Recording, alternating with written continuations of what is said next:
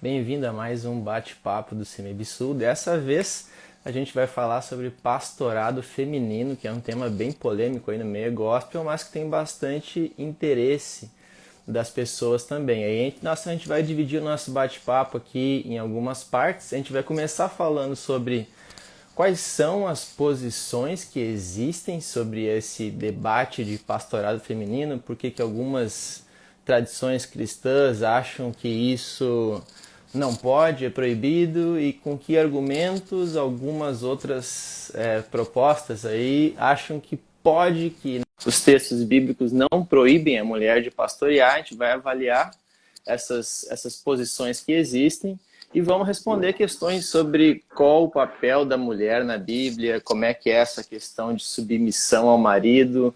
Mulher pode, por exemplo, ser a líder máxima da igreja, por exemplo. O que a gente faz com esses mulheres que têm dons de liderança na igreja? Então, se tiver suas dúvidas e questões, comentários, vai colocando aqui no chat, que a gente vai comentar, vai ler aqui, vai responder. Quanto mais interativo for o bate-papo, melhor. E aí, Matheus, tudo bem? Tudo certo e contigo? Tudo certo também. Posso dar uma dica aí de enquadramento? Não sei, às vezes É só falar. teu aplicativo às vezes dá Eu errado. tô me vendo igual você. O que eu tô te vendo tá cortando teu queixo e tá sobrando um pouquinho aqui em cima. Tá assim, ó, teu enquadramento. Melhorou? Tá cortando o queixo ainda. Acho que tem que apontar mais para baixo a tua câmera. Agora tá Apontar sobrando para em cima. baixo. Isso, vamos Essa ver agora. dificuldade técnica. Aí, agora tá bom. Agora depois a gente pensa em trocar o celular quando der. Pegar Mas um se eu celular. tiver um iPhone aí, a coisa fica top, cara. Eu Pois é, consigo. vamos pensar num iPhone aí pro nosso professor. Quem sabe o próximo presente aí de formatura não vai ser um telescópio. Se vocês não sabem, o Matheus ganhou um sonho antigo dele de telescópio, e a gente deu um telescópio para ele de presente na última formatura do seminário. Quem sabe seja um iPhone na próxima. Quem sabe, fica a dica. Fica a dica, fica a dica. Mas, Matheus, a gente fizemos aqui uma publicação sobre essa live e eu acho que a gente descobriu aí um novo tema daqueles que bombam, assim, porque a gente tinha anjos que sempre bombavam no nosso canal quando a gente falava sobre sexo, sempre bombavam, misturava sexo e anjos na questão dos nefilins, bombava Aí, muito mais, e tinha a questão do Nimrod, que por alguma razão bombou também no nosso canal, e que que alguém nós. comentou. Eu acho que eu descobri por quê, Matheus. Alguém É, comentou lá no vídeo dizendo que aquele negócio do Nimrod teve uma novela, acho que da Record, que não sei se é essa novela gospel, que pode tinha ser o lá gênero. Nimrod. E aí dizem que Aham. isso fez bombar, que o pessoal começou a se interessar. Então, O um pessoal mistério ficou curioso resolvido. para saber quem que era o Nimrod. Entendi. É... Então, vamos Entendi. O começar a negócio é assistir. assistir as novelas, fazer Aham. umas lives de acordo com a novela, que aí Isso, vamos aparecer lá, novela de Davi, e a gente vai começar a fazer live sobre Davi aqui no canal do seminário. Acho que aí vai bombar. tá certo. Mas, Matheus, vamos começar o nosso papo aqui sobre pastorado feminino, tentando iniciar a conversa dando um panorama das posições existentes sobre a questão do pastorado feminino, porque a gente vai ter algumas tradições cristãs que vão dizer que é proibido, que mulher não pode pastorear, geralmente partindo lá daqueles textos de Paulo, em que ele proíbe expressamente mulheres de falarem. Você vai ter outras posições que permitem a mulher pastorear, só que às vezes sem nem muito embasamento bíblico. E aí você vai ter outros tipos de posicionamento, muito comum em universidades de teologia, em que eles vão tentar partir de uma perspectiva feminista para fazer a leitura dos textos bíblicos, e aí vão tentar ler esses mesmos textos de Paulo que outras tradições usam para proibir as mulheres de pastorear, tentando dizer que Paulo não quis dizer bem aquilo, que tinha lá um culto a sei lá que divindade nas cidades para onde ele estava escrevendo aquelas cartas, e lá no grego, se tu for ver, não é bem assim. Então tem várias posições. Tu pode nos dar um panorama um pouquinho mais aprofundado do que eu falei aqui sobre quais as principais, para a gente ter um ponto de partida, de referência, para depois dizer qual é a nossa posição? Uhum. A gente tem dois termos teológicos que são utilizados para isso, que é o complementarianismo e o egalitarianismo, né? A ideia do complementarianismo é a ideia de que a mulher e o homem têm papéis diferentes, distintos, que um vai complementar o outro, e nessa percepção, especificamente quanto ao pastorado, o papel da mulher não seria pastorear. Então, ela teria que complementar o papel do homem, o homem teria o papel de liderar a igreja, e por pastorear aqui, a gente está falando liderar uma igreja, né? Ter o título e liderar uma igreja. Que também ajuda a confundir, porque os textos bíblicos estão falando de uma coisa e a gente usa os termos de formas diferentes hoje também.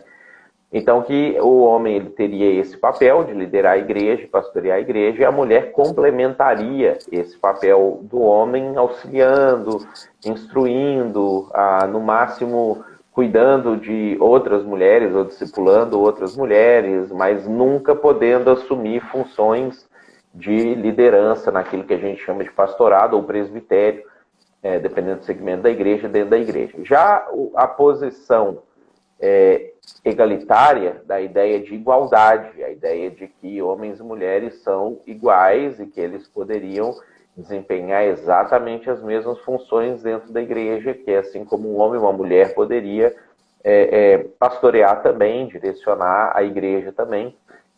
E aí começam da onde habitualmente vêm essas percepções, né? A primeira posição ela é uma leitura um pouco mais literal do texto bíblico, que é onde Paulo ele vai dizer, tanto em Coríntios quanto para Timóteo, ele vai falar que a mulher não pode ensinar na igreja, não pode perguntar na igreja, que ela não pode exercer autoridade de homem dentro da igreja, que deveria permanecer em silêncio, né? E a partir disso, essa leitura literal vai ser aplicada, ela é aplicada pela Igreja Católica há 2000 anos, né? E ela vai ser aplicada por essas igrejas. Já a posição egalitária, normalmente, ela parte desse pressuposto que você construiu, né? Ou vem da teologia liberal, que é aquela posição iniciada ali depois do Iluminismo, principalmente na Alemanha, que vai desconstituir os textos bíblicos como verdade absoluta, que vai dizer que os textos eles devem ser lidos de uma forma nunca literal, que os milagres não foram os milagres, a criação não foi a criação, o mar não foi o mar, e que relativiza a interpretação do texto bíblico conforme a época, conforme a cultura, que cada cultura é que diria para o texto bíblico aquilo que o texto deveria dizer. Isso é uma posição liberal. E aí, quando entra o feminismo, você vai ter essa até fala muitas vezes, né, de que a Bíblia é machista, foi escrita por pessoas que viviam num contexto machista, então que eles vão de forma machista proibir, mas hoje que nós evoluímos enquanto sociedade, não deveríamos mais manter esses textos culturalmente machistas da Bíblia aplicados até hoje. E por causa disso, a mulher deveria ocupar o mesmo espaço do homem dentro da igreja. E aí, para justificar isso tudo, começam as exegeses, as interpretações de textos, as análises de terminologias, do grego, do hebraico, de como funcionaria isso, aquilo, outro, e que invariavelmente acaba levando para distorção do próprio texto, porque uma coisa é eu dizer assim, como o liberal vai dizer, né? Não, isso que está escrito é isso aqui mesmo, mas a gente não aplica isso, nós vamos aplicar o que a gente acha que tem que aplicar. Beleza. Outra coisa é quando pessoas que não têm a posição da teologia liberal, mas querem o mesmo resultado da teologia liberal, começam não, mas então esse texto não queria dizer bem isso, não queria dizer bem aquilo. E aí é um outro problema, porque você fica forçado, né? Porque você vai lá no texto e o texto está dizendo aquilo. Então, uma pessoa pode querer acreditar em uma coisa, mas se ela for ler lá, não, deixa eu só ler o que está escrito lá. Não, realmente o texto está dizendo. E aí volta a ser um problema, né? Então a gente vai ter essas posições, são basicamente duas posições, e a segunda posição ela se deriva em duas ou três vertentes de como se chega lá. Entendi. Complementarianismo e igualitarismo. Mas parece que, pelo que tu está me dizendo, a grande questão aqui é sobre qual hermenêutica a gente vai usar para olhar para os textos em que a Bíblia fala sobre o papel da mulher. E aí, hermenêutica, eu quero dizer que os princípios de interpretação da Bíblia que a gente vai usar para olhar para esses textos. Quem estava na live anterior já tem uma pontinha dessa discussão que a gente tocou nesse assunto no fim da live. Mas aqui eu quero te perguntar, Matheus, quando a gente vai olhar para os textos bíblicos, a gente tem alguns textos em que parece bem explícito que, por exemplo, nas cartas de Paulo, a mulher não deve exercer a autoridade de homem, como eu coloquei aqui nos stories uns dias atrás, que a mulher deveria permanecer calada, até coisas polêmicas, quando ela não pode fazer pergunta, que ela tem que usar véu, umas coisas estranhas ali nas cartas. Outras pessoas vão argumentar que Deus nunca colocou mulher numa posição, por exemplo, como de sacerdote. Ou que Jesus não escolheu nenhum discípulo mulher. Se ele quisesse quebrar os padrões, ele teria escolhido. Ele era contracultural, vamos dizer assim, ele era Deus. Então, tem muitos argumentos, tem muitas questões ali na Bíblia que a gente tem que saber como é que a gente vai abordar quando a Bíblia fala sobre homem e mulher. Qual é o princípio que a gente deve usar para olhar para esses textos aí? A gente vai analisar eles de acordo com o contexto cultural, mas daí a gente tem essa questão de qual é o ponto de corte, né? Se tem algumas coisas que a gente olha de acordo com o contexto, por que a gente não olha tudo de acordo com o contexto cultural, então? Se os caras eram machistas, por que a gente não também olha para os textos que proíbem a homossexualidade e dizem que aquilo também era cultural e logo vão permitir casamento gay? Qual que é o ponto de corte? Como é que a gente olha para esses textos? O que é contexto cultural? O que é uma lei que deveria atravessar todas as épocas? Qual é a hermenêutica, Matheus? Tá. Eu vou ir respondendo, que você me fez, eu acho que 12 perguntas. Aí, se faltar, né? Se faltar alguma delas aí, você vai me pontuando aí. Se a gente for fazer uma leitura literal dos textos de Paulo, né, vamos pegar todos os textos que Paulo falou sobre mulher e igreja. Então, nós teríamos que proibir as mulheres de falar dentro da igreja em qualquer hipótese. Elas não poderiam fazer perguntas em estudos bíblicos, por exemplo, porque ele fala que a mulher tem que perguntar em casa para o marido. Né? Ela não pode nem sequer fazer pergunta na igreja. Nós não poderíamos permitir que a mulher desse aula, que a mulher pregasse, que a mulher ensinasse, que a mulher pastoreasse, que a mulher colocasse joias. Ela não poderia pentear os cabelos e colocar um adereço no cabelo, não poderia colocar brinco, teria que colocar véu para frequentar a igreja. Então, essa seria a mulher, se nós pegarmos todos os textos que Paulo cita sobre isso, em todas as cartas que ele toca nos assuntos referidos à mulher, e essa seria a descrição de como a mulher frequentaria a igreja.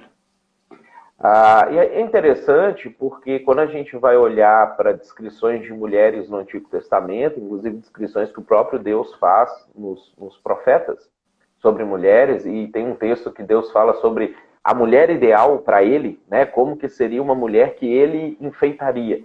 Né? A mulher, ela está usando até piercing. Né? E aí Deus fala lá, não, acho que eu coloquei um pendente no seu nariz.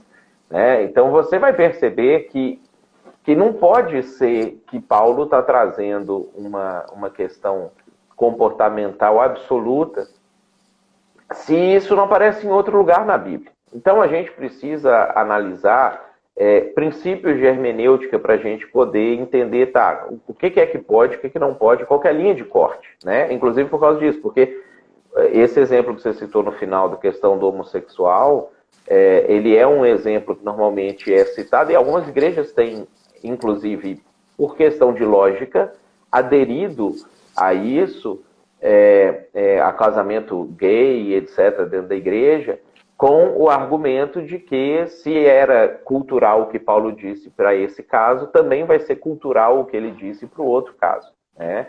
E, de fato, por essa hermenêutica, a lógica é essa mesmo. Se a gente for adotar essa lógica, não dá para a gente ser incoerente. Agora, a primeira coisa que é importante a gente analisar aonde na Bíblia nós temos lei, tá? Nós só temos leis nos 5 primeiros livros da Bíblia, de Gênesis a Deuteronômio, e nós só temos lei nos evangelhos, Mateus, Marcos, Lucas e João. Então, esse é o primeiro ponto. Então, tudo que está proibido ou permitido de forma universal na Bíblia tem que estar nesses livros. Nós não temos lei em Josué, nós não temos lei em Isaías, nós não temos lei em 1 Coríntios, nós não temos lei em 2 Timóteo, em 1 Pedro.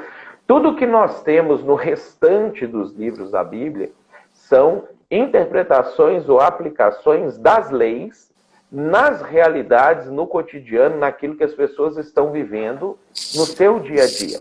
Inclusive, para poder fazer com que a lei seja cumprida na prática do que está acontecendo na vida das pessoas. Então, por exemplo, vamos pegar especificamente a questão da mulher. No Pentateuco, não existe nenhuma proibição de que a mulher exerça algum tipo de liderança ou de autoridade na condução da missão de Deus na Terra. Tá? O que nós temos no Pentateuco é um mandamento específico para que a esposa seja submissa ao seu marido. Não é um texto que diz que mulheres têm que ser submissas a homens. Não é isso que o texto está falando. Não está dizendo que uma mulher solteira tem que obedecer todos os homens, ou que uma mulher casada tem que obedecer todos os homens, só pelo fato dela ser mulher e só pelo fato de que os outros são homens. Diz que quando um casal se une, dentro da esfera da decisão deles de se unirem, para que haja harmonia, concordância e as coisas fluam da melhor maneira possível, quando houver desacordo entre eles, a mulher vai ter que obedecer aquilo que o homem direcionou, determinou para o seu casamento. Então, eu não posso pegar esse texto e fazer uma aplicação ampla para que todas as mulheres obedeçam todos os homens e, consequentemente, impedir que elas exerçam liderança, autoridade, alguma coisa nesse sentido. Da mesma maneira, quando a gente vai para os evangelhos, nós não temos nenhuma passagem nos evangelhos em que Jesus proibiu, dizendo: Pedro, quando construíres a igreja, jamais permitirás que mulheres liderem a igreja. A gente não vê esse tipo de coisa acontecendo. Então, se eu não tenho uma lei que me proíbe aquilo, eu não posso proibir. Eu não posso, de mim mesmo, constituir uma proibição universal e aplicável a todas as realidades, em todas as situações. Então esse é o primeiro ponto. Hermeneuticamente, Paulo não está fazendo lei quando ele diz que mulheres não podem pastorear ou não podem liderar as igrejas. O segundo ponto é que a gente vai precisar entender que Deus ele é extremamente pragmático. Deus é extremamente prático. E Deus ele não é disruptivo com a cultura no nível que às vezes a gente acha que ele é ou que ele deveria ser conforme o curso do mundo nesse rompimento com padrões culturais. Então, assim, tanto Deus no Antigo Testamento quanto Jesus no Novo Testamento, eles não estavam interessados em romper com todas as culturas e tradições humanas. Eles estavam interessados em salvar o ser humano, em fazer com que as pessoas conhecessem a Ele, que se arrependessem dos seus pecados e se reconectassem com Ele. Então, tudo o que a gente vai ver Deus não fazendo, porque aí vem um aspecto da sua pergunta, mas Deus não falou que mulheres deveriam ser sacerdotisas, ou Jesus não colocou discípulas mulheres para liderarem a igreja. O fato deles não fazerem isso não significa que isso é proibido. Significa que isso não era prático para aquilo que eles estavam fazendo naquele momento da história, para aquela cultura, para aquele povo que eles estavam alcançando. Então, assim, Deus ele não está engajado em luta de classes, ele não está engajado em, por exemplo, uma coisa que às vezes para nós hoje parece muito absurda, ele não estava engajado em acabar com a escravidão naquela época. Existiria uma época em que a escravidão acabaria, que o ser humano ia perceber que isso é uma coisa totalmente sem sentido, que isso não deveria ser praticado, Só que se Deus abolisse a escravidão naquele momento, o povo de Israel quebrava, era extinto e o evangelho acabava ali. Se Paulo tivesse acabado com a escravidão naquele momento para a igreja, os cristãos quebravam e eram extintos e acabavam ali. Seria mais ou menos como se ele chegasse no mundo de hoje e ele falasse assim, não, a partir de agora vocês não podem consumir nada que não seja comida. Você quebra a economia e as pessoas morrem de fome, inclusive, em decorrência disso aí. Ou seja, para a gente mexer em coisas que são secundárias, você vai precisar levar tempo, séculos, talvez, para você poder resolver algumas dessas questões. Então, o objetivo dele, não de Deus e de Jesus, não era inicialmente romper com padrões da maneira como as pessoas enxergam o papel homem e mulher. A gente tem que lembrar que, na época também, a maioria dos papéis sociais da sociedade, eles demandavam força bruta. Que, obviamente, a mulher está em desvantagem em relação ao homem. Você não pode igualar mulheres num exército, por exemplo, quando você tem a condição de que a guerra é o que determina a subsistência e sobrevivência de um povo. A gente tem hoje, por exemplo, coloca um monte de mulheres no exército em países que não entram em guerra. Aí as mulheres ajudam bastante, ou em posições que elas vão estrategicamente avaliar o item A, B, C, alguma coisa nesse sentido. Quando a guerra está acontecendo, você não vai colocar mulheres para o enfrentamento na linha de frente, né? Porque você precisa de força. Quando a gente analisa a questão da igreja, nós vamos perceber ou descobrir que na liderança da igreja existem, não são a obrigatoriedade de homem ou mulher fazer alguma coisa. Você tem uma descrição de tarefas que o líder precisa ter, desempenhar, uma descrição de habilidades que o líder precisa ter. Antigamente, as mulheres não se desenvolviam para chegar a essas posições, porque as culturas da época, não só a judaica, todas as culturas, a mulher não ia para a escola, a mulher não estudava, a mulher não se preparava, a mulher não tinha acesso a conhecimento, como ela tem hoje. Hoje, a mulher se prepara, a mulher estuda, ela tem a mesma condição de alcançar a posições intelectuais do que o homem. Por isso a gente começa a perceber que nas empresas mulheres ocupam espaços, às vezes até mais do que homens, começam a ocupar espaços de liderança, de chefia, de coordenação, às vezes mais do que homens em algumas situações, porque elas começam a se preparar especificamente para aquele cargo. Então, se no início da igreja, Paulo chega e fala assim, não, agora mulheres e homens devem pastorear igualmente, a igreja acabava, porque isso ia ser completamente rechaçado por toda a cultura de todas as nações da época. O tempo inteiro, a preocupação de Deus e de Jesus é que o evangelho avance. Então, se para o evangelho avançar, eu, Mateus, tenho que abrir mão de coisas que eu acho que são importantes, eu tenho que abrir mão de coisas que eu acho que são importantes. Eu não posso falar assim, não, mas eu preciso que os meus interesses, a minha pauta, a minha agenda se sobreponha ao evangelho. Eu não tenho direito de fazer isso. Então, naquele momento, para aquela cultura, não fazia sentido que a mulher ocupasse o espaço que era percebido como um espaço exclusivo do homem. Assim como hoje, se eu quiser plantar uma igreja na Arábia Saudita, no Afeganistão, sei lá, no Paquistão, eu não vou poder permitir que mulheres liderem a igreja e também vou ter que dizer que elas usem o véu.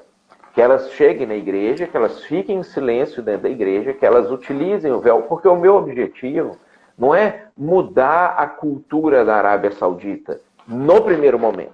O meu objetivo é evangelizar aquelas pessoas, para que elas entendam quem é Jesus, para que elas entendam o amor, e com o passar do tempo, com esses princípios fazendo parte da vida deles, da mente deles, do coração deles, eles comecem a entender o que eles têm que fazer com os escravos deles. Então, no primeiro momento, não tem uma abolição da escravatura. Existe senhores, vocês têm que tratar os seus escravos como vocês tratariam o próprio Jesus se eles estivessem servindo vocês. Vocês precisam tratá-los com honra, vocês não podem agredi-los, vocês não podem tratá-los mal. Então, isso já cria um padrão de como que eu trato o meu escravo com amor. Para que séculos depois eu até pare de ter escravos. É isso que vai acontecer, mas como efeito colateral. Então, quando a gente chega na nossa realidade de mundo hoje, ocidental, Brasil do século XXI, né? E ainda assim determinados locais, contexto urbano, cosmopolita do século XXI, a gente começa a perceber que não faz sentido que eu proíba mulheres de colocar um brinco para ir na igreja, pentear o seu cabelo para ir na igreja. Não faz sentido eu obrigar mulheres de colocar véu para poder ir na igreja. Não é ofensivo para a cultura que mulheres levantem a mão e façam perguntas dentro da igreja. Não é ofensivo que mulheres que se prepararam ensinem dentro da igreja. E a gente começa a perceber que para a cultura, não estou falando para o crente tradicional, nós estamos pensando nas pessoas que a gente quer alcançar. Para a cultura, começam a existir espaços que, se eu tiver uma mulher que lidere esse espaço, ela pode vir a ser mais eficaz do que um homem para aquele espaço específico. Então, se eu tenho requisitos na Bíblia que me dizem que o líder da igreja precisa ser assim, e de repente eu tenho mulheres que preenchem esse requisito, por que eu não poderia permitir que ela se tornasse uma pastora, uma líder dentro da igreja? E aí nós temos precedente no Antigo Testamento, que é o próprio precedente de Débora, que chega um momento na história de Israel que a melhor pessoa para ocupar aquela posição é uma mulher. Então você não vê Deus interferindo e falando, não, está proibido, não pode, não é isso. A gente vê Deus usando ela. Ela fica cheia do Espírito Santo, ela conduz o povo de Israel. Quando eles precisam ir para uma batalha, ela tem sabedoria o suficiente para saber que ela não tem força para liderar um exército. Então ela chama um cara para fazer isso, um homem para fazer isso, posiciona estrategicamente esse homem dentro do papel que precisava ser desempenhado, delega uma atividade, Israel vence a batalha debaixo da liderança dela. Então, se a gente consegue ter clareza para entender isso, isso é uma das grandes habilidades de um líder, né? É ele conseguir ter clareza onde ele não é bom, para ele poder delegar, ao invés de centralizar tudo, para poder direcionar melhor uma situação.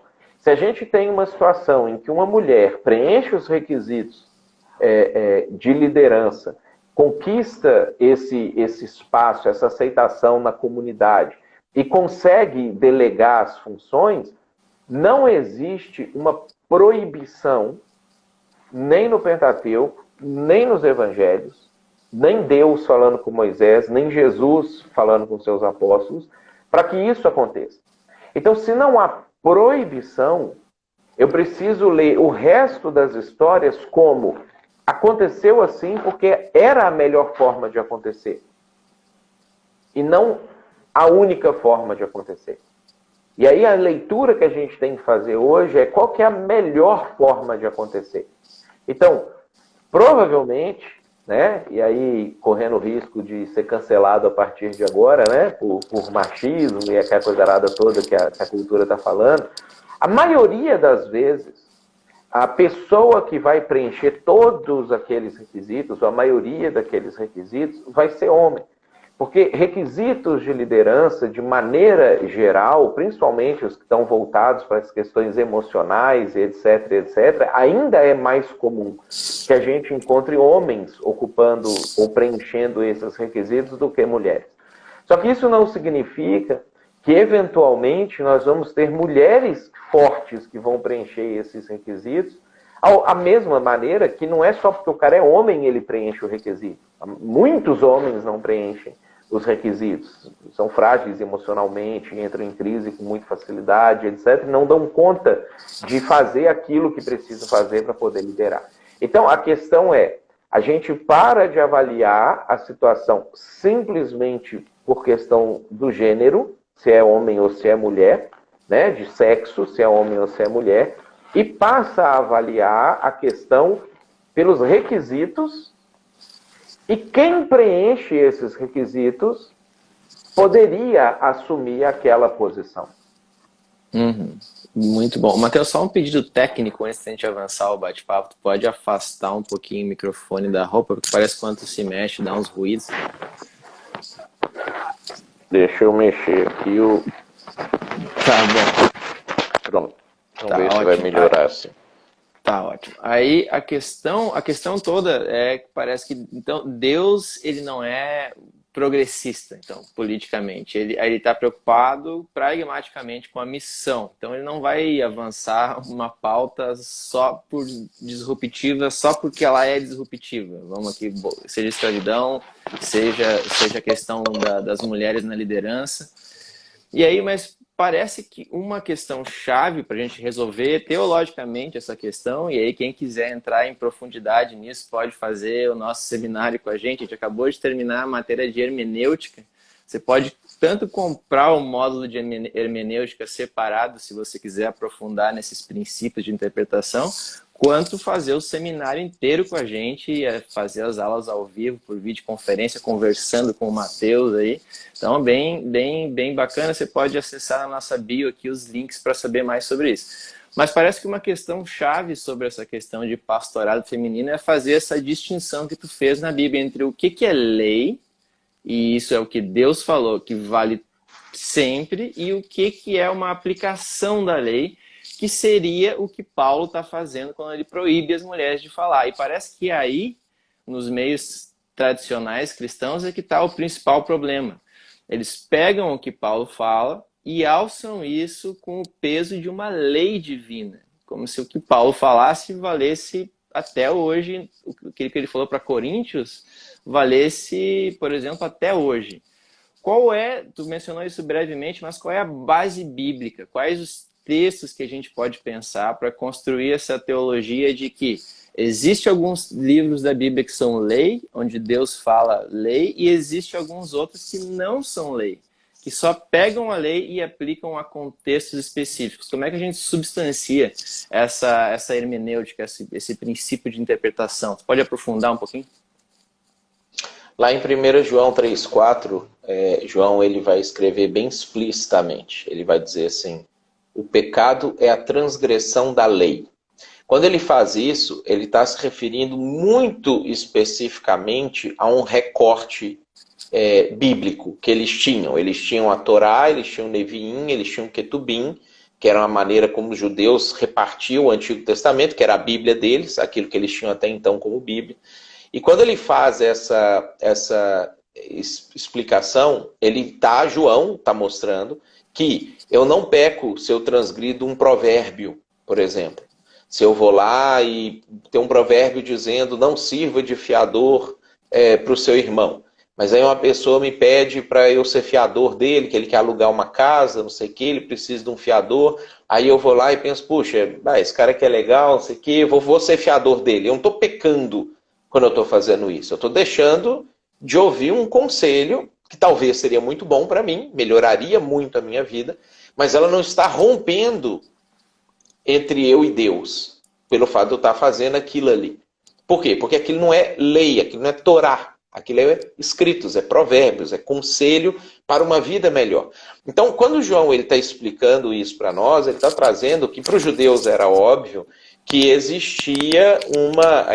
o seu aí que está fazendo o trocinho. Que existia uma distinção dentro dos textos bíblicos ali entre graus de classificação da inspiração do Espírito Santo. Para que o Espírito Santo inspirou Moisés para escrever o Pentateuco? Para que ele inspirou Samuel para escrever Juízes e Ruth? Para que ele inspirou Isaías para escrever Isaías? E aí a gente vai perceber que esse padrão ele existe no Novo Testamento. Por quê? Porque só Deus pode fazer lei. Só quando Deus fala, quando Deus diz que uma coisa se torna lei a partir de então. Então, quando Jesus vem, ele é Deus, ele tem autoridade para poder constituir leis, para poder aplicar leis, para explicar leis do Antigo Testamento, para poder modificar aplicações ou interpretações que existiam na época a respeito da lei. E aí, a partir disso, dentro desse limite, a gente vai observar que o Novo Testamento é uma repetição daquilo que acontece no Antigo Testamento. Você vai ter os profetas do Novo Testamento explicando e aplicando a Torá, que agora são os evangelhos, de acordo com aquilo que a igreja está vivenciando.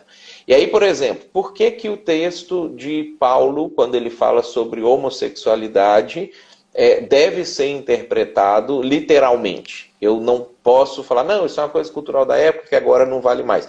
Porque isso está na Torá. Existe uma proibição lá no Antigo Testamento, na lei, que Deus falou que não era para fazer desse jeito.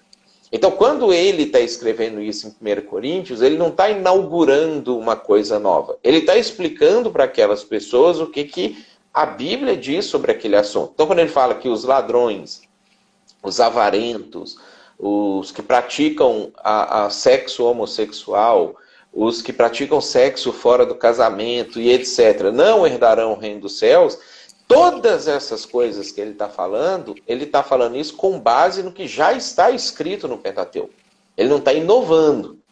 Quando ele fala, eu não permito que a mulher ensine e nem exerça a autoridade de homem, ele está falando aquilo que, por exemplo, hoje na igreja Betânia de São Leopoldo, eu sou pastor lá na igreja. Então, muitas coisas acontecem ali na igreja que eu olho para a situação, eu percebo o que precisa acontecer para a gente evangelizar melhor, para a gente ser mais eficaz, e aí eu digo para as pessoas, olha, um exemplo, nós não vamos cantar esse tipo de música no louvor da igreja.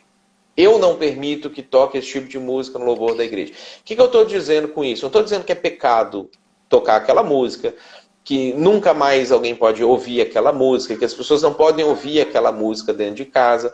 Eu estou fazendo uma leitura a partir da realidade do que a gente está vivendo, das pessoas que a gente quer alcançar e que quer que seja feito sentido para elas, que isso aqui não vai acontecer. Só que isso vale para todas as igrejas do mundo? Não. Isso vale para a nossa igreja para sempre? Não. Pode ser que daqui a 30 anos o contexto vai ser completamente diferente. Então aquilo não vai se aplicar mais na nova realidade.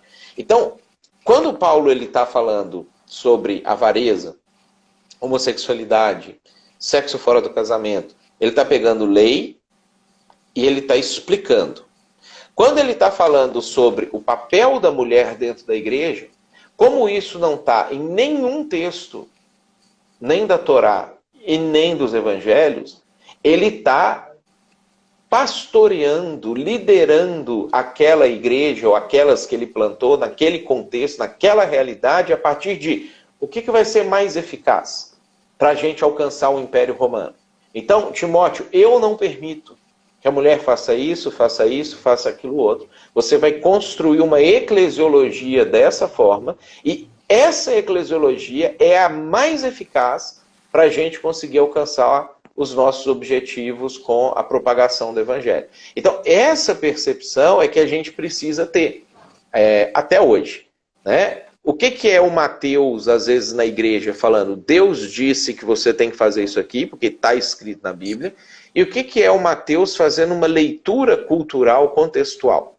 Então, esses textos bíblicos, inclusive, eles servem e nos ajudam para isso. A gente tem que olhar para esse texto e pensar assim, puxa, se Paulo pegou a lei, pegou os evangelhos, e ele conseguiu ter esse discernimento para poder aplicar essa situação, para poder fazer essa leitura da realidade dessa maneira, então isso me dá um padrão para eu poder continuar fazendo isso ao longo da história e dentro da realidade do que a gente está vivendo, do que está acontecendo no contexto cultural que a gente vive hoje, para eu ser tão eficaz quanto ele na propagação do evangelho, na construção da igreja, entendendo que isso que eu estou dizendo não necessariamente vai ser aplicado em todas as culturas, em todos os países do mundo, em todas as eras vindouras. Então, ter esse discernimento me ajuda a ser eficaz. Por quê?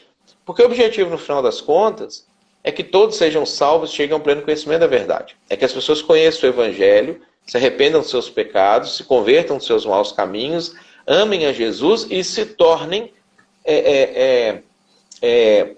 propagadores da mensagem do Evangelho. E aí entra um outro ponto, que eu acho que ele é muito importante, que é a gente avaliar qual é o significado real do sacerdócio universal dentro da igreja no mundo de hoje. Porque se Deus chamou, e aí esse é um assunto que a gente tem os vídeos gravados no canal do CEMIB já sobre isso, né? Que valeria a pena o pessoal ler lá, porque não dá pra gente falar em 10 minutos sobre esse assunto. Eu vou colocar nos stories depois. Joia, porque ele é ele é complexo, porque a gente tem uma leitura viciada do texto bíblico nesse ponto. Mas se eu entender o que é o sacerdócio universal que Deus propôs para o povo de Israel em Êxodo 19, que era para todos e todas, não era para Moisés, Arão, Nadab, Abiú, Itamar e Eleazar. Que o propósito era que toda a nação fosse sacerdote, homens e mulheres fossem sacerdotes.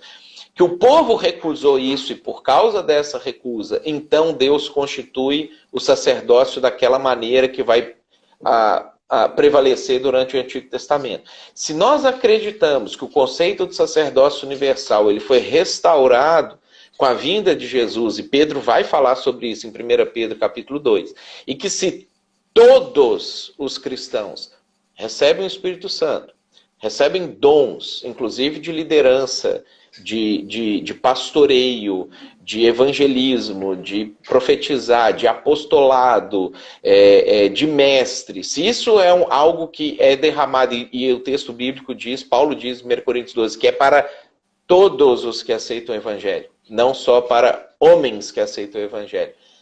E se isso foi restaurado, e a gente vai trazer essa restauração, isso implica que a capacitação para o exercício sacerdotal dentro da igreja, ele é feito para homens e mulheres. Ele não é algo feito só para homens. E aí a gente vai ter que entender. Essa pessoa tem o dom? Tem. Essa pessoa se qualifica como um líder? Qualificou. Essa pessoa estudou o que precisava e agora ela tem o respeito da comunidade nessa posição? Tem. Ok. Não importa se ela é homem ou mulher, ela poderia exercer, porque ela é sacerdote ou sacerdotisa dentro do conceito de sacerdócio universal. Excelente, Matheus. Excelente. Ficou muito claro agora essa distinção entre o que é lei e o que é uma aplicação contextual que as cartas, os profetas e outros pedaços da Bíblia fazem. E é por isso que você que está assistindo deveria fazer o nosso seminário. Porque esse tipo de distinção, de hermenêutica, você não encontra em outro lugar. Eu, pelo menos, desconheço. A maioria das outras perspectivas teológicas é mais viciada nesse sentido, e essa interpretação aí é uma grande sacada, e é bíblico. E aí tem aqui o Cris Reis, que comentando sobre isso, falou que desde sempre ele foi pastoreado por uma mulher que ensinou as escrituras, a vida cristã, incentivou ele para o seminário. E ele louva a Deus por essa liderança. E aí a gente tem vários exemplos de mulheres que fizeram isso, né, para alguém, né, nas vidas, que exerceram liderança, mesmo sem um cargo. É interessante porque quando a gente olha o número de missionários transculturais, a maioria é mulher. Então, assim, mesmo igrejas tradicionais, elas não se importam de enviar mulheres para o campo missionário, porque falta homens, e muitas mulheres se voluntariam.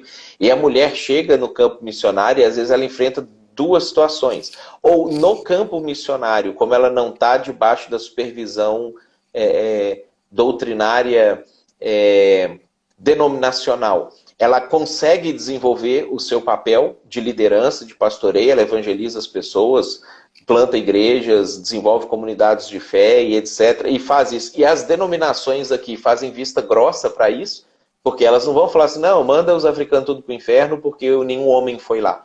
Né? Deixa a mulher batizar as pessoas, dar ceia e desenvolver o trabalho lá. Né?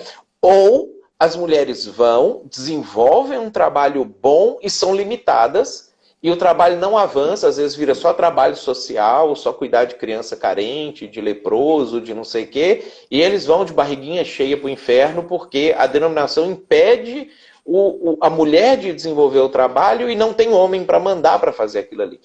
né? Então você vai vendo que isso vai ficando até incoerente com a própria proposta de Jesus para aquilo que deveria ser a missão da igreja. Isso é um exemplo bastante interessante de como uma visão teológica distorcida limita a ação de Deus e a execução da missão de Deus no mundo. Parece que essa questão da mulher, para algumas tradições, é parecido à virada de chave que as pessoas vão ter que fazer com a virada de chave que os apóstolos judeus tiveram que fazer no começo para permitir que gentios viessem para a fé. Deus manda uma visão e Pedro, não, longe de mim, e, sei lá, evangelizar gentios e permitir que eles façam parte. E teve que fazer toda uma virada de chave até que as pessoas entendessem, pior. Gentios também deveriam fazer parte da missão de Deus aqui na Terra. Parece que é uma coisa parecida hoje nos nossos tempos com a questão da liderança feminina, uma virada de chave nesse sentido. É muito mais tradição do que uma percepção. Só que isso fica contaminado por aquilo que a gente falou no início da live. Quem está tentando virar a chave, está tentando pelos meios errados. Porque ou vai pela via do feminismo, que é um problema, porque gera mais confusão, ou pela via da teologia liberal, de desconstituir a Bíblia como verdade absoluta. Que aí é outro problema. Então, a falta da leitura, e aí ao invés da pessoa ler a Bíblia, ela começa a ler o cara que escreveu sobre o cara que escreveu um livro sobre o cara que escreveu sobre o cara que escreveu sobre a Bíblia. Né? Então já está, por causa dos livros, porque eu preciso de Calvino, eu preciso de fulano de tal, eu preciso da Ciclana, eu preciso de Simone de Beauvoir. Por causa disso, a pessoa começa a fundamentar os seus argumentos em outras pessoas que fundamentaram em outras pessoas que já estão distantes da Bíblia. Que se a gente for lá no texto bíblico, você vai ver... Porque isso, por exemplo, é óbvio, não tem proibição. Nem no Pentateuco, nem nos Evangelhos.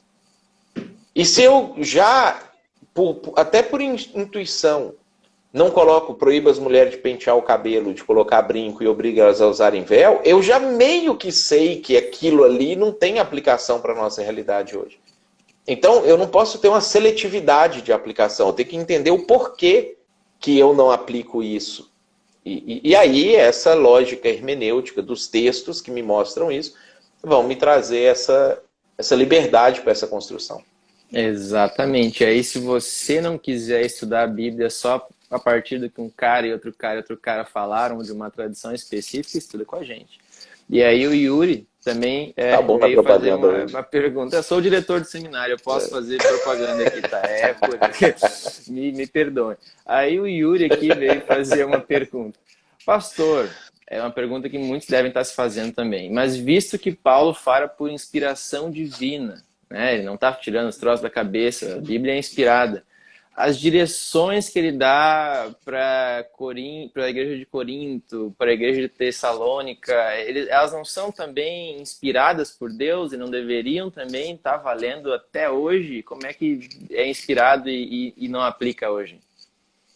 Elas são inspiradas por Deus em dois níveis. Primeiro, no nível de que para a igreja de Corinto, aquilo era o jeito que deveria acontecer. Aquelas pessoas não tinham permissão de falar, não, a gente vai fazer do nosso jeito, você não entende nada, nós vamos tocar a igreja aqui da nossa forma. Então, a autoridade dele, a autoridade apostólica dele era incontestável para aquilo que ele estava fazendo. E é inspirado por Deus, no segundo sentido, para nos ensinar como que a gente continuaria fazendo. Porque, por exemplo, muitas coisas que a gente vive hoje no nosso mundo, vamos pegar a tecnologia, não tem previsão bíblica de como que isso iria acontecer. Não existem textos bíblicos que regulem o uso da tecnologia pela igreja. Então, como que eu vou fazer uso, como que eu vou lidar com coisas, com situações, com contextos novos que a Bíblia não prevê? Então, esses textos, na verdade, eles são os direcionamentos da lógica que eu deveria usar em todo o tempo. Qual que é a lógica que Paulo está utilizando, inspirado pelo Espírito Santo, quando ele normatiza coisas na igreja? É a lógica missional. É a lógica de que nós temos que ser o mais eficaz possíveis na propagação do evangelho, para fazer com que as pessoas conheçam a Deus, entendam o que Deus fez por elas, entendam que elas estão afastadas de Deus, que elas precisam tomar uma decisão em relação a isso, que se elas morrerem ignorando isso durante a sua vida, elas vão para o inferno para sempre. Então, isso precisa ser comunicado da maneira mais eficaz possível. Paulo é inspirado por Deus para fazer isso da maneira mais eficaz possível no seu tempo e deixa de legado para nós quais são esses parâmetros que, se eu entendo, eu consigo manter o padrão e o produto final vai ser diferente. Assim como o produto final da igreja de Corinto era diferente do produto final da igreja de Jerusalém. E tanto que na época eles até ficavam brigando e disputando, porque eles também tinham a dificuldade de entender isso, e a tradição às vezes se sobrepunha à percepção missional. E aí o pessoal da igreja de Jerusalém ficava assim, não, acho que esse pessoal da igreja de Corinto nem crente é. Porque olha o que os caras estão fazendo lá, eles não seguem Moisés. Eles não fazem isso e essa tradição que a gente segue aqui, eles não vão na sinagoga e no sábado e fazem isso, aquilo, outro. Né? Então, eles tinham a dificuldade de entender isso por causa da tradição. Então, Paulo não está falando que a igreja de Jerusalém tinha que ser igual à igreja de Corinto. Ele está falando que a igreja de Jerusalém fica igual à igreja de Jerusalém. Tiago fala isso, reforça isso em Atos capítulo 15. E a igreja de Corinto seja como a igreja de Corinto, porque elas são eficazes naquilo que elas estão se propondo a fazer. Então, hoje, quando a gente chega 2000 anos depois, eu tenho um caminho para entender quando que eu posso romper com padrões, mas aonde eu não posso fazer isso, que é o meu limite para fazer isso, que é a lei. Né? A Torá e os evangelhos são o meu limite de rompimento, porque aí eu não posso romper com o que Deus diz, porque o que Deus diz, ele é eterno, ele está em passado, presente e futuro, em todas as épocas, previa tudo o que iria acontecer com a humanidade. Ele disse coisas que não poderiam ser modificadas e eu tenho ali o limite para mim.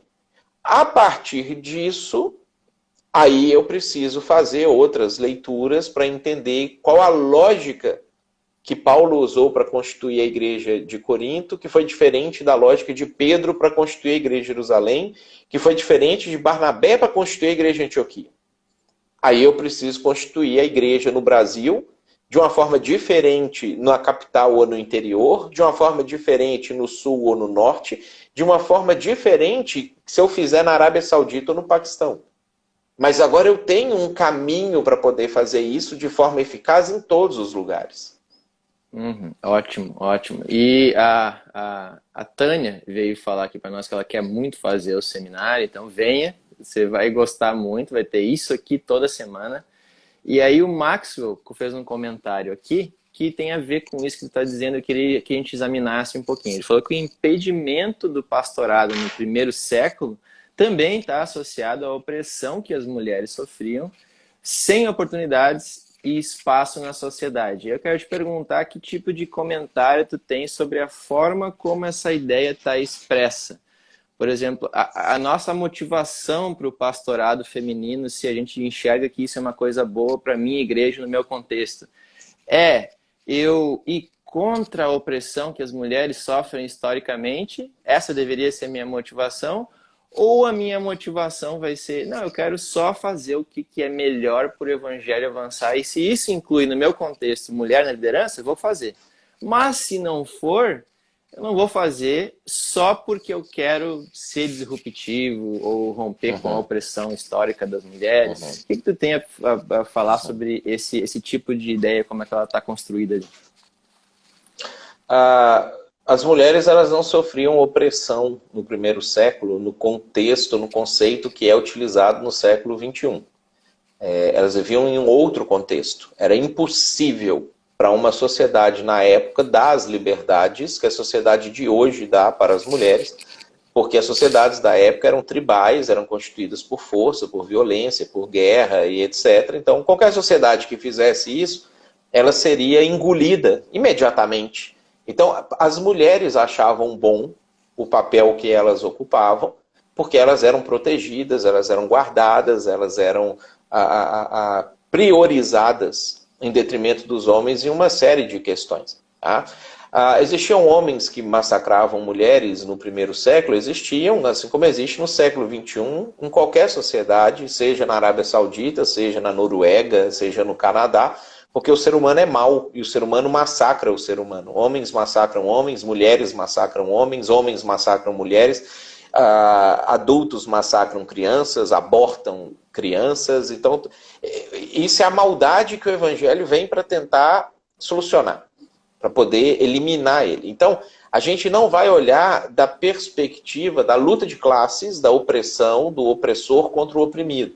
A gente vai olhar a partir da perspectiva de: eu tenho uma mensagem que pode mudar o mundo, e eu tenho uma sociedade aqui constituída de X forma, e se essa X forma, uma mulher, for mais eficaz para poder fazer com que isso aqui aconteça, nós precisamos colocar uma mulher para fazer.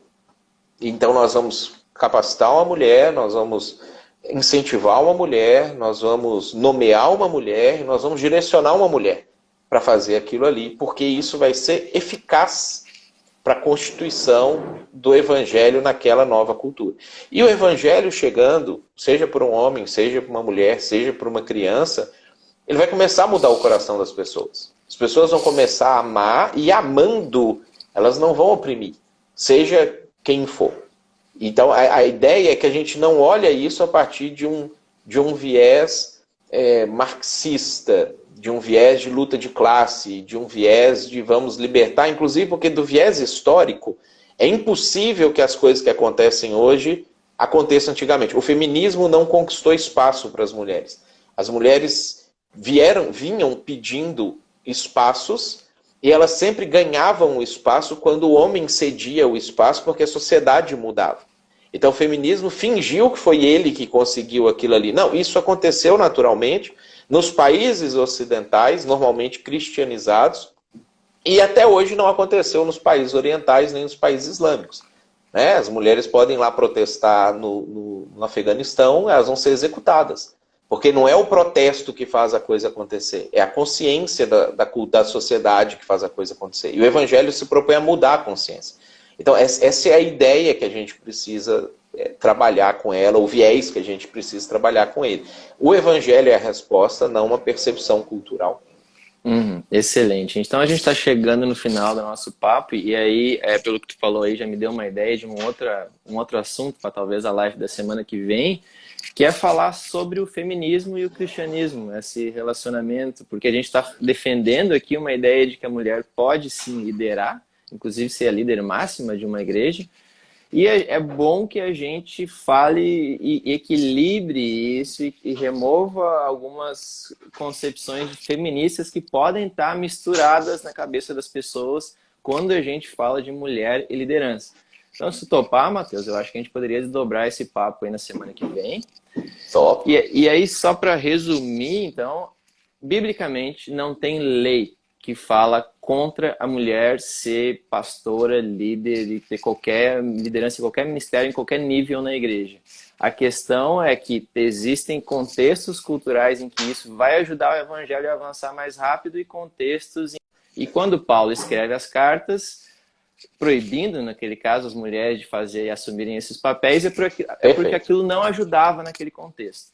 E a única questão que a gente tem sobre submissão feminina não é a questão de toda mulher ser submissa ao homem, a qualquer outro homem, mas é no casamento a mulher ser submissa ao marido. Então a gente poderia pensar um caso em que a mulher é uma líder na igreja, mas em casa ela é submissa ao marido. Líder numa empresa, por exemplo, mas também em casa ela é submissa ao marido.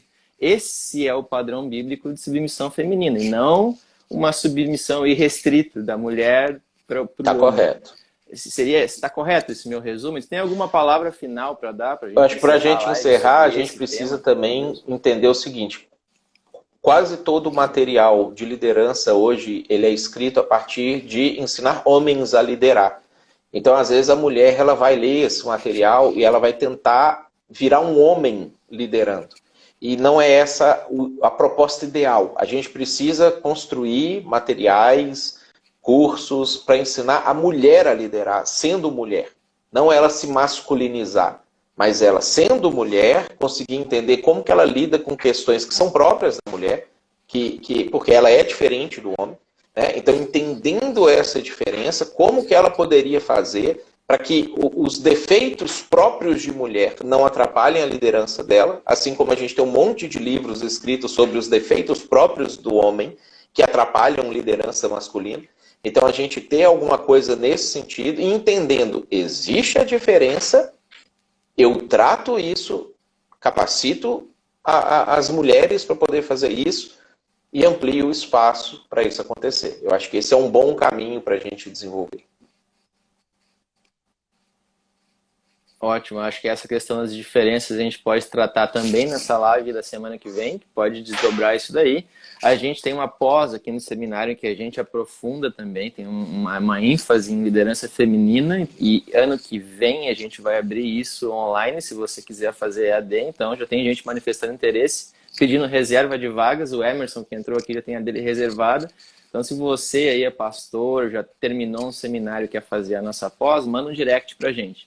E hoje a gente está iniciando um novo bimestre no Seminário EAD, que você pode ter esse bate-papo aqui com a gente, toda semana, 2 aulas por semana, preço bem em conta. Você nos chama no direct, que se você quiser começar com a gente, que agora é um momento bem oportuno de você começar e pegar todas as matérias do começo. Então, nos chama no direct se você quiser estudar com a gente.